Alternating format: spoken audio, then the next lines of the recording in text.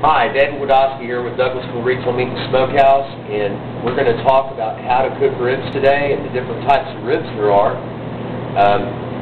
This right here is a pack of pork spare ribs, and we like to buy the light spare ribs. You basically have three kinds.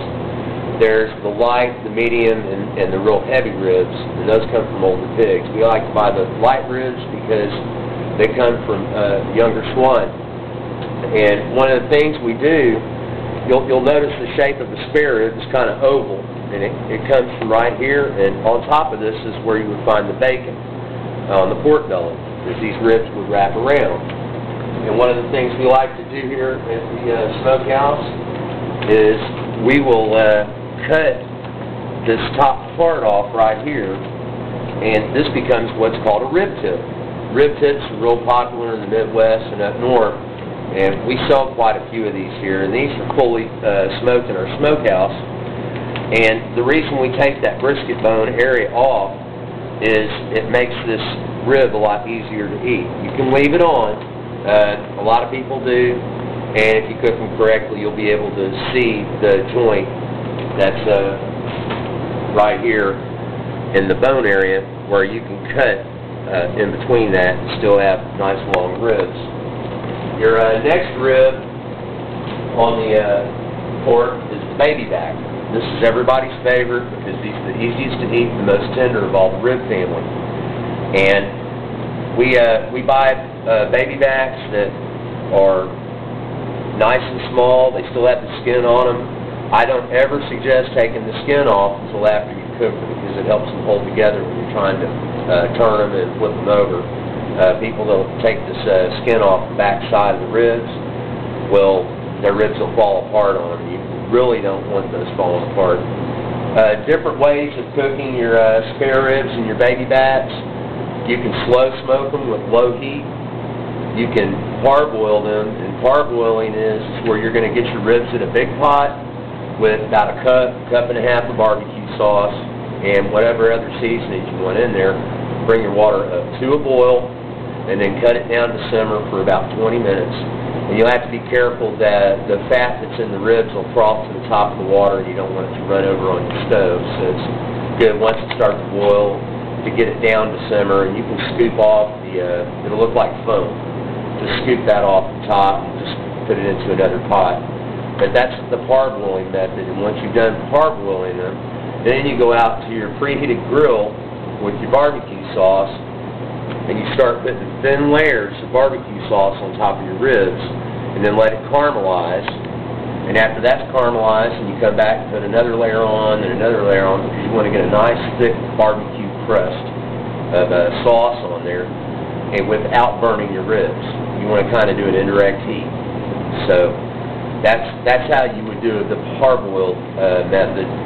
When you're cooking low and slow on ribs that take 4 to 6 hours, where you keep your heat down around 180 degrees to 200 degrees, you will want your fire to get higher to do that last step of doing your barbecue sauce. And some people don't like barbecue sauce on the ribs. They'll just do the dry ribs. We sell lots of dry ribs here. We have a sweet, a hot, and a mild dry rib for ribs. Your next ribs are in the beef family. And this is the beef short rib, and I'm sorry I don't have any that are raw here today, but these are fully cooked in our smokehouse, and they'll have 3 to 4 bones, and you see this real nice layer of meat here. One rib will fill up a grown man on this. These are very good.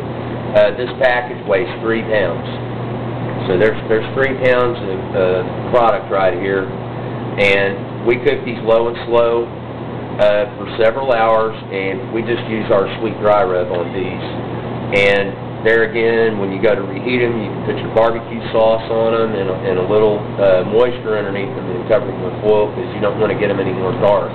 You just want to reheat these because they're fully cooked. The other rib on the beef is the beef back rib, and the beef back rib to me is not as tender as the beef short ribs, and you don't get as much meat. They will still be meaty in between, but this is comparable to your pork baby backs, but the baby backs are going to be a lot more tender. And there again, these will be real easy to slice and eat.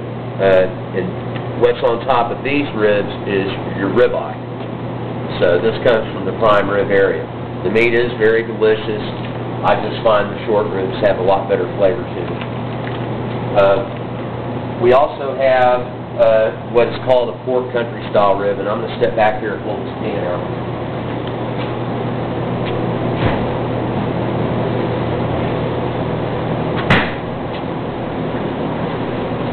These can be cooked low and slow, or you can do the parboil method, or you can do them in your oven. And you'll see here we have the 7-bone from the pork shoulder. And if you've had a 7-bone chuck roast out of the beef, that's got the same bone structure. But you'll have a bone or boneless. This is the other part. When we cut these, it's basically an inch to an inch and a quarter pork steak. And then we'll take a knife and we'll cut them right in between here. And then they stack up like this for display. And you can parboil these, or you can do them nice low and slow on your grill. And there again, you can do your basting of your barbecue sauce right at the end step. Very meaty item.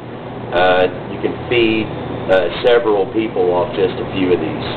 So this is more economical if you're just going for a lot of meat. This same cut is what you would get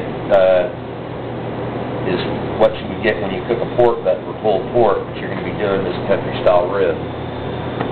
If you have any more questions about this, you can get in touch with me at the store at 770-577-2374. And again, we're located at 3749 Kings Highway in Douglasville, Georgia. Thank you so much for your time today.